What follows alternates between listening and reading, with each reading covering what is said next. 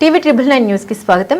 వైఎస్ఆర్ కడప జిల్లా Kazipet police station పరిధిలో ఎర్రచందనం అక్రమ రవాణాకు పాల్పడుతూ పట్టుబడ్డ నిందితులు వారి వద్ద నుండి పోలీసులు స్వాధీనం చేసుకున్న 17 ఎర్రచందనం దొంగలు 3 వాహనాలు కాజీపేట సర్కిల్ ఇన్స్పెక్టర్ వంశీధర్ మరియు పోలీసు సిబ్బందిని అభినందించిన మైదకూరు డీఎస్పీ రాజేంద్ర ప్రసాద్.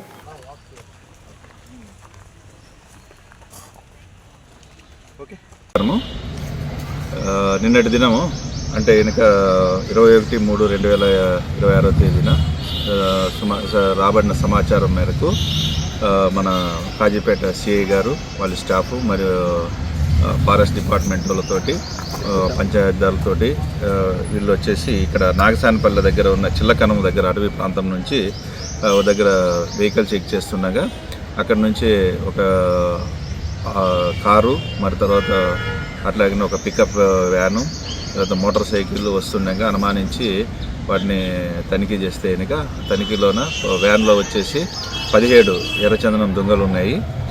దానికి సంబంధించి వీళ్ళనంతా విచారిస్తే ఈ కారులో ఉండేటోళ్ళు వాళ్ళు తీసుకొని పైలట్గా చేస్తూ ఉన్నారు కాబట్టి వాళ్ళని అరెస్ట్ చేయడం జరిగింది.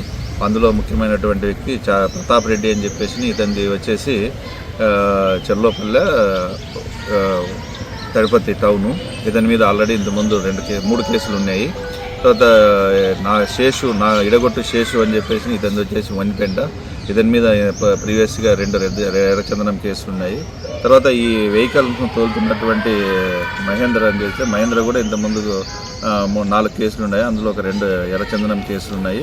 ఇంకా వీళ్ళకి సహకరించినటువంటి వాళ్ళు వచ్చేసి కృపాకుమారు, తర్వాత కొమ్మలపాటి హరికృష్ణ, శ్రీనివాస్ రెడ్డి, తర్వాత ఇడగొట్టు తేజ, కనకాల వరచంద్ర కుమార్ అని చెప్పేసి వీళ్ళందరూ సహకరించినారు ఈ కొట్టడానికి. తర్వాత ఇవి కొట్టేదానికి సహకరించినటువంటి వాళ్ళు వచ్చేసి నక్క వెంకట సుబ్బయ్య అని చెప్పేసి ఇతని నాగసానిపల్లె ఇతను, తర్వాత దీనికి సప్లైకి ఏర్పాటు చేసినటువంటి పవన్ ఇద్దరు కూడా ప్రస్తుతానికి పరాల్లో ఉన్నారు. వారిని కూడా త్వరలో పట్టుకుంటాం. వీళ్ళందరూ కూడా బెంగళూరుకి తీసుకుపోతున్నారు. బెంగళూరులో ఒక ప్రముఖ మైనటువంటి ఎర్రచందనం స్మగ్లర్కు డీలర్కు భాయ్ అనేటి అతనికి ఇస్తున్నారు అన్నటువంటి తెలిసింది.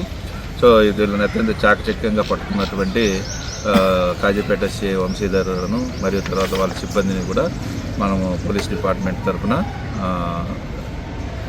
అభినందిస్తున్నాము.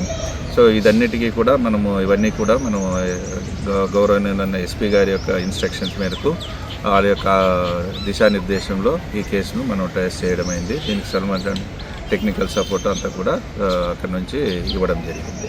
Thank you.